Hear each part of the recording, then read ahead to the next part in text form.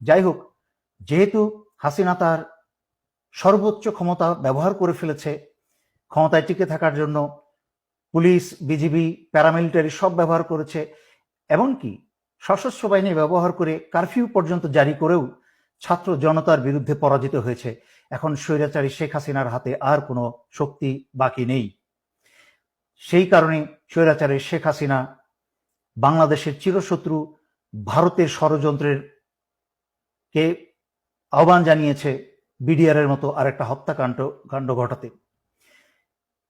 বাংলাদেশ সেনাবাহিনীতে, সেনানিবাসে বা বিভিন্ন কোনো অর্গানাইজেশনে যদি এই ধরনের একটা হত্যাকাণ্ড চালানো যায়, তাহলে ভারতের পরিকল্পনা হচ্ছে বাংলাদেশকে প্রহরী শূন্য করা, বাংলাদেশের সার্বভৌমত্ব এবং স্বাধীনতা রক্ষা করার জন্য আর কোনো প্রহরী বাকি না থাকে।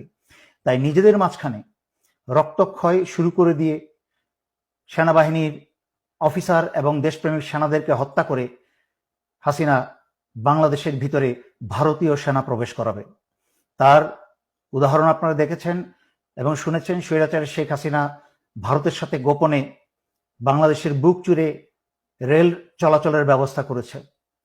যেই ভারতের রেল বিভাগের ভারতীয় সৈন্যের সংখ্যায় প্রায় 70,000 প্রশিক্ষিত সৈন্য, তারা যে কোনো সময় যে কোনো প্রয়োজনে এই উপমহাদেশে যেখানে ভারতের রেল চলে, রেল যোগাযোগ আছে, সেখানে প্রয়োজনে তারা মুহূর্তেই হাজির হয়ে যেতে পারে। তার মানে এই রেল ব্যবস্থার নাম করে বাংলাদেশের ভিতরে চাইলে ভারত প্রয়োজনে 70,000 সেনা মোতায়েন করতে পারে। একদিকে বাংলাদেশের প্রহরী সেনা হত্যা করবে, আর একদিকে ভারতীয় সেনা প্রবেশ করে বাংলাদেশ দখল করবে এবং স্বৈরাচারী শেখ হাসিনাকে বাঁচাবে।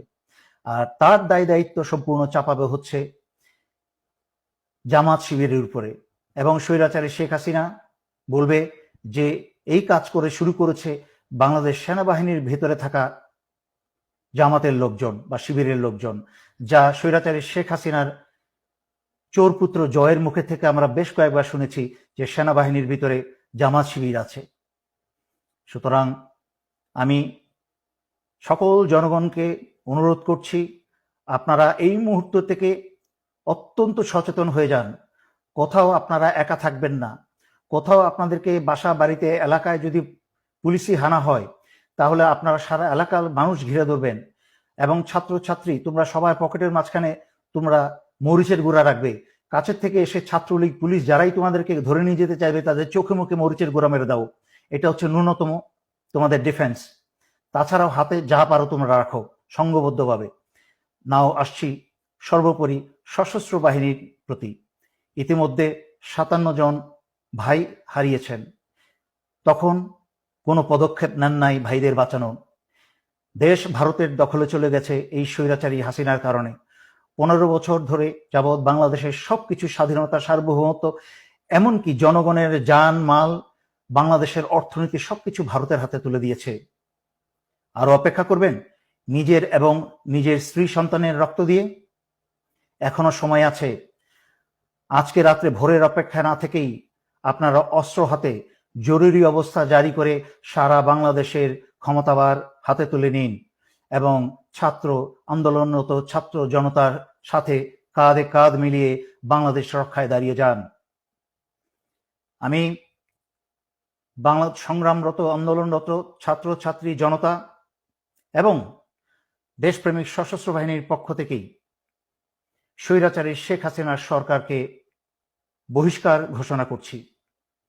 স্বৈরাচারী শেখ হাসিনা সরকার আজ থেকে বাংলাদেশে সম্পূর্ণ অকার্যকর ঘোষণা করা হলো এবং স্বৈরাচারী শেখ হাসিনার আওয়ামী লীগের যে কোনো সদস্যকে পেলে আপনারা গ্রেফতার করে জেলে সোপর্দ করুন। সশস্ত্র বাহিনী, দেশপ্রেমিক বিজিবি সকলের উদ্দেশ্যে আপনারা বিজিবির প্রতি সারা বাংলাদেশের সীমানা পাহারা দিন এবং সশস্ত্র বাহিনীর নিজ অন্যান্য দায়িত্বের পাশাপাশি দায়িত্ব সকল বিমানবন্দরগুলোকে দৃষ্টিতে আনুন এবং পাহারায় রাখুন, যেন আওয়ামী লীগের কেউ পালিয়ে যেতে না পারে। এবং সর্বোপরি এই কথা বলছি, ক্ষমতাভার গ্রহণ করার পরে বাংলাদেশের ভেতরে যেন ভারতের কোনো রয়ের সদস্য যেন এরা না থাকতে পারে, তা যা ব্যবস্থা করার করুন।